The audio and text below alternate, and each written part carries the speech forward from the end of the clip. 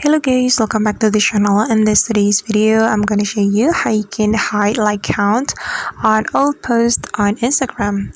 Alright guys, first of all, open your Instagram application on your phone, and after you have your Instagram application opened, you can go to your profile.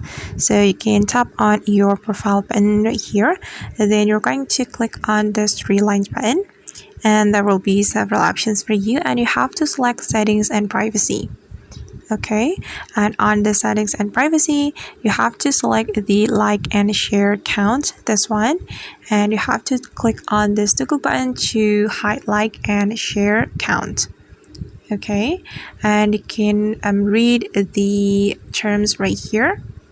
And alright guys, that's how we can hide like count on all posts on Instagram. I hope this tutorial will be useful for you.